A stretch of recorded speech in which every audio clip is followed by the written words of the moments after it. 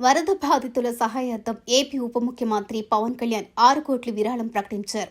తెలంగాణలో వరద బాధితుల సహాయార్థం కోటి విరాళం ప్రకటించారు.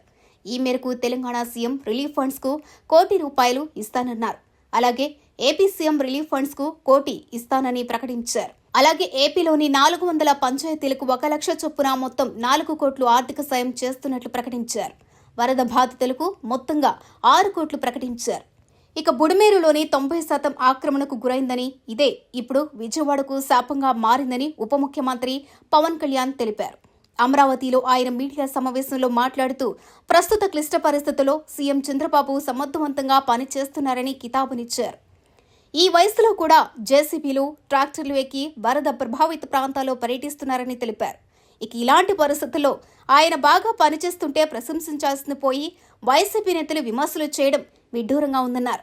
ముందు సహాయక చర్యలో పాల్గొని ఆ తర్వాత విమర్శలు చేయాలని వైసీపీ నేతలకు సూచించారు. గౌరవ ముఖ్యమంత్రి శ్రీ చంద్రబాబు గారి అనుభవం ఇలాంటి విపత్తు సమయంలో చాలా బలంగా తెలియజేస్తూ ఉంది, మనకి చూపిస్తూ ఉంది.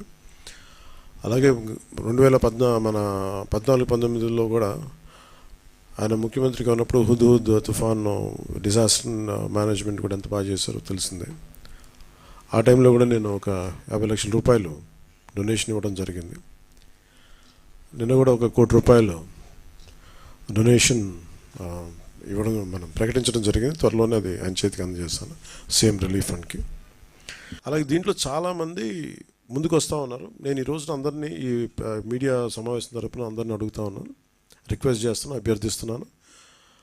నాకు వీళ్ళందరినీ చూస్తే నాకు ఒకటే అనిపించింది, దాదాపు 386 పంచాయతీలు, 386 పంచాయత్స్ దెబ్బతిన్నాయి. అలాగే ఇంకొకటి ఏంటంటే ఇప్పుడు చూస్తే మనకి ఈ పరిస్థితులను ఎదుర్కోవడానికి చాలామంది ఏమంటుంది, డైరెక్ట్ పంచాయతీలు మేము ఏదైనా చేయమంటే నాకు ఒకటే అనిపించింది, నాకు పంచాయతీరాజ్ శాఖ మంత్రిగా కూడా నాకు ఎక్కువ బాధ్యత ఉంది నాకు.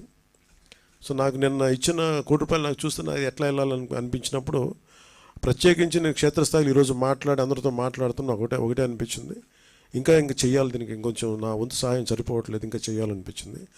సో దాదాపు 400 పంచాయతీలు అనుకుంటే నేను ఒక్కొక్క పంచాయతీకి వ్యక్తిగతంగా నా తరపు నుంచి ₹1 లక్ష డైరెక్ట్ పంచాయతీకి వెళ్ళేలాగా ఎలాగ ఉండాలి అనేది అనుకుంటున్నాను. దాన్ని ఆ మోడాలిటీస్ ఏంటనేది ప్రిన్సిపల్ సెక్రటరీ గారి దృష్టికి ఇందాక మాట్లాడాను. ఇది డైరెక్ట్గా పంచాయతీలకు వెళ్ళాలి. మన ₹10,000, ₹25,000 ఎలాగా డైరెక్ట్ పంచాయతీ నిధుల్లో పడ్డాయో అలాగే ఈ ₹1 లక్ష కూడా ఇది ఎంత సహాయం అవుతుందో తెలియదు, కానీ కనీసం ఆ పారిశుద్ధ్య పనుల కన్నా పనిచేస్తే ప్రభుత్వం మీద కొంచెం భారం తగ్గుద్ది. ఆ ప్రభుత్వం ఉన్న డబ్బు కనీసం కొంత ఒక రోడ్డుకి పనిచేస్తాయి. సో నా సైడ్ నుంచి నేను ఇచ్చే 400 పంచాయతీలకి ఈ ₹1 లక్ష చొప్పున కనీసం పారిశుద్ధ్య పనులకు కొంచెం సహాయకారిగా ఉంటుంది అనేది. అలాగే మన పక్క రాష్ట్రం, మన సోదర రాష్ట్రం అయిన తెలంగాణకు కూడా నేను ₹1 కోటి నిధిని నేను విరాళంగా ప్రకటిస్తున్నాను. అది తెలంగాణ ముఖ్యమంత్రిగా మన గౌరవ ముఖ్యమంత్రి శ్రీ రేవంత్ రెడ్డి గారికి నేనే స్వయంగా అందజేస్తాను. ఎందుకంటే ఇది కష్టాలు వచ్చినప్పుడు మనందరం ఒకరికొకరు చేదోడు వాదోడుకుంటాం. ఇది తిట్టుకునే సమయం కాదు.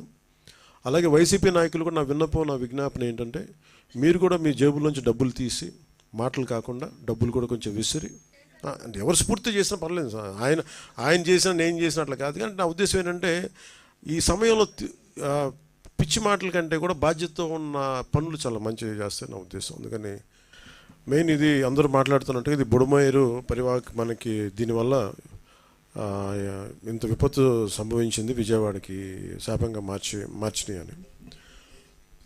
నిన్న అంటే ఒకటి ఈజీగా ఏ ప్రభుత్వాన్ని తిట్టేయడం చాలా తేలిక.